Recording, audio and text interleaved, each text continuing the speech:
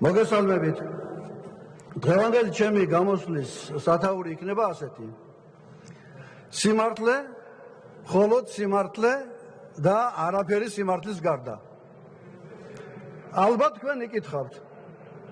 კი მაგრამ რატომ დავიჯეროთ, რომ რასაც მე ვიტყვი, ეს არის სიმართლე. იმიტომ უნდა დავიჯეროთ, რომ ჩემს ამ 10 წუთიან გამოსვლაში არ იქნება არც ერთი სიტყვა, რომელიც არ იქნება დადასტურებული სტატისტიკის სამსახურის მიერ, რომელიც ყოველთვის გეხმარებათ, რომელიც უკანა რიცხვებით აყალბებს ქართული ოცნების ხელისუფლების სასარგებლოდ ინფორმაციას და ძალიან ბევრი რამის კორექტირება მოუხდენია ინვესტიციების, მიგრაციის, უმუშევრობის, ხელფასების და ასე შემდეგ. გეხმარებათ თქვენ, მაგრამ აი ამ ასე ვთქვათ, ინფლაცია, რა თქმა უნდა, ყველაზე მეტად ინფლაციით ხდება მანიპულირება, გეხმარებათ, მაგრამ თქვენს მიერ დახმარების ხელგამოსწველი სტატისტიკის სამსახური პირდაპირ გამხელთ და ვიტყვი ხმამაღლა რიცხვებით დაგასამარებთ თქვენ. ჩემი გამოსვლის მეორე სათაური იქნება რიცხვები, მხოლოდ რიცხვები და არაფერი რიცხვების გარდა. ოღონდ არც ერთ რიცხვს არ მოვიყვან, რასაც საარჩევნო პროგრამაში და საარჩევნო დაპირებებში ამბობდით.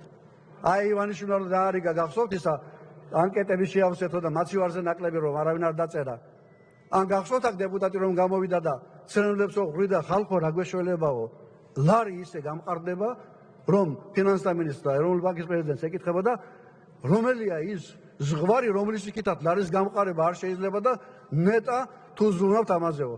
გულუბრყილო დაეჯერა, რომ ივანიშვილმა თქვაო, 600 მილიონი ადრონული თერაპიის ცენტრიო, 600 მილიონი ევრო უნივერსიტეტიო, 120 მილიონი რაღაც სოფლის ინტერნეტიზაციის პროგრამაო, 2 მილიარდ ნახევარი აგრო საჩუქრებიო და ასე შემდეგ და გაგიჟდა, სწორად დათვალა, ოღონდ ერთი რამ ვერ დათვალა სწორად, რომ ივანიშვილის დაპირებები იყო ყველაფერი სიცრუე.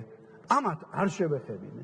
აი მე შევეხები მხოლოდ იმას, რომელიც შეიძლება ახლავე თითოეულმა თქვენგანმა გადაამოწმოთ ტელეფონებში. აბა მოდით და ჩართეთ ახლა სტატისტიკის სახელმწიფო დეპარტამენტის სამსახურის ინფორმაცია. თქვენ 2030 წელი ახსენეთ. 10 წლიან პროგრამას აკეთებთ. 2030 წელი საკრალური რიცხვია. ბიზნეს ივანიშვილმა მოვიდა შექმნა ორგანიზაცია 2030 და გიდებთ ახლა თქვენ თავში და 10 ჯერ ახსენეთ თქვენ 2030. აი თქვენ გამოსვლაც თuliდი. პირველ თავში ახსენეთ ერთი რამდენჯერმე, მეორეში, მესამეში მოკლედ აი ეს აკვიატებული რიცხვით მანიპულირებთ და ამით თითქოს და თავში უდებთ ვიღაცებს, რომ 2030-მდე აპირებთ დარჩენას. 2030 კი არა, 230 დღეცო დარჩეთ ქვეყანაში, ქვეყანა კიდევ უფრო უარის მდგომარეობაში ჩავარდება. მაგრამ მოდით რას ამბობთ თქვენ, რა მოხდება თურმე 2030 წელს. ღორის საქონლის და ფრინველის ხორცის წარმოება გაორმაგდება. კი მაგრამ ცხვარმა რა დაგიშავათ? ცხვარი არის ის საიმპორტო საქონელი, რომელიც შარშან 20 მილიონის ცოცხალი ცხვარი გაიყიდა უყვართ არაბებს ჩვენი ცხვარი. 2014-ში იყო მხოლოდ ამაზე მეტი 21 მილიონის. 2014-ში, იმიტომ ვახსენებ, რომ 14-ის მერე წავიდა უკან, ანუ ის რაც ინერციით მიიღეთ იმ ხელისუფლებიდან, იმის შემდეგ 2018-ში და 2019-ში ორჯერ ნაკლები ცხვარი იყო გატანილი ექსპორტზე, მაგრამ ეხლა იმიტომ მიმატა, რომ აი ამ პანდემიის პერიოდში ეტყობა საჯიში ცხვარის დაკლა ხალხმა და გაიტანა. ეს ცხვარი, ასე ვთქვათ, სარკაზმულად. თუმცა ძის წარმოება გაიზრდება 108%-ით. გაორმაგდება კი არ ამბობთ ხორცივით. 108% გაორმაგება პლუს 8% ემდენად ზუსტად დათვალეთ თქვენ. მასწავლებლის ხელფასებიო. ავტობანი აღმოსავლეთ-დასავლეთი 430 კილომეტრი იქნებაო 10 წლის მერე. კი მაგრამ 800 კილომეტრი უნდა აშენებულიყო 4 წლის მერე. ქუთაისში რომ მოვედით, თქვენმა წინამორბედმა პრემიერ-მინისტრმა განაცხადა, რომ რიკოთი დამთავრდებაო 2020-ში და ავტობანი, ანუ მაგისტრალური გზა აშენდებაო 800 კილომეტრი. არა და თქვენ ახლა განაცხადეთ, რომ 2012 წლიდან დღემდე აშენდაო 151 კილოგრამი ავტობანი.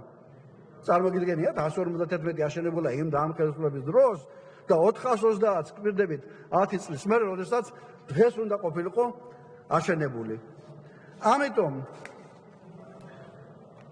რომ გითხრათ მართლა რეალურად და გააკეთეთ, აი ახლა ვიწყებ იმ მხოლოდ სტატისტიკას, რაც თქვენ მოგახსენეთ თავიდან. 1,5 მილიარდი ჩაყარეთ სოფლის მეურნეობაში, ეგრეთ წოდებული ხვნათესვისა და რაღაც პროგრამის სახით და მარტო ბარებსა და თოხებს ყიდულობდით და მე ეს ყველაფერი ფაქტობრივად, ასე ვთქვათ, გახდა ფუჭი ინვესტიციები.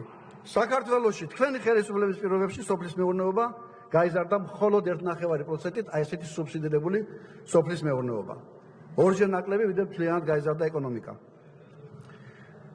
2012 წელს, აბა კარგად დააკვირდით, ერთწლიანი კულტურების ნათესი ფართობი იყო 260,000 ჰექტარი.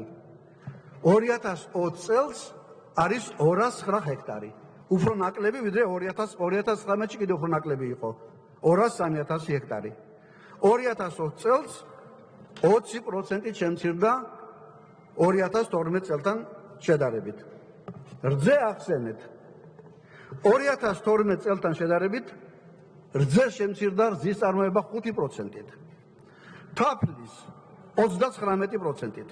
ციტრუსების 17%-ით. 12-თან შედარებით. მსხვილფეხა-რქოსანი პირუტყვი 2019 წელს 2012-თან შედარებით იყო -23%. 2020-ში პანდემიის დროს არ ვახსენებ -18%. ღორი არ გახსენებინათ, ახლა ეს ღორი გოჭი და ჩამონათვალი. ღორი თლად დაგუპათ ამ ღორმა. 24%-ით ნაკლებია ღორის სულადობა ვიდრე იმ 9 წლის წინ. შემდეგ ფუტკარი -26% 2019 წელს, -34% 2020 წელს. გავაგრძელოთ? ეს სულიერები რაც დადიან და დაფრინავენ. აი ახლა მოსავალზე გადავიდეთ. ერთწლიანი კულტურების წარმოება 1000 ტონებში. სიმინდი შემცირდა 4%-ით 2020 წელს 2012-თან შედარებით. ლობიო 46%-ით, კარტოფილი 37%-ით. მზესუმზირა უკაცრავად კარტოფილი 17%-ით, მზესუმზირა 37%-ით, ბოსტნეული 11%-ით. აი რა უნდა, აბა რაიმე თუ გაიზარდა, ალბათ იტყვით, რომ აი ხო არ შეარჩი ესეთი რა. კი, გაიზარდა 3 რამ გაიზარდა. ეს არის ხორცის წარმოება, ხორბალი და თხილი გაიზარდა მართლაც 32%-ით. ოღონდ თხილი იცით რა არის? ჯერ უნდა დარგო ეს თხილი. და 1-4-5 წლის შემდეგ გაზრდებს პირველ მოსავალს და აი ეს დარგული თხილი, რომელიც უცხოური ინვესტიციების სახით შემოვიდა დასავლეთ საქართველოში, სამეგრელოში, ფერეროს სახით, აი ამ ბიზნესაც კი თქვენ მოუღეთ სამომავლოდ ბოლო, როდესაც უცხოელებისათვის თქვენ მიწის გაკიდვა, ასე ვთქვათ, აგზავნეთ.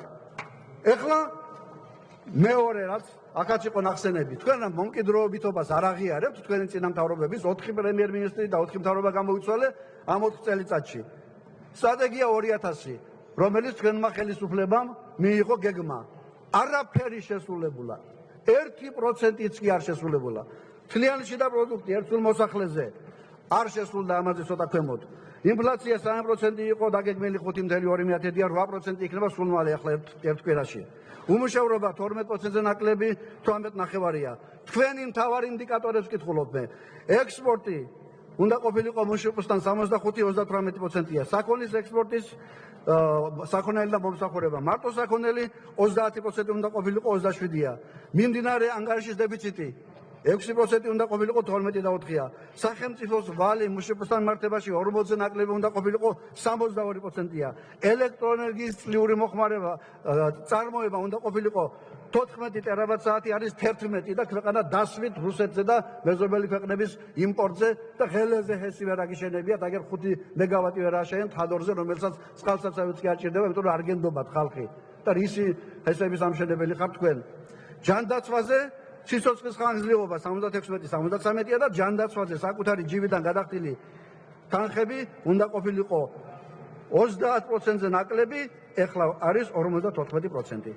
აი ეს არის თქვენი იმ ძველი პროგრამის, ასე ვთქვათ, შესრულების მაჩვენებელი.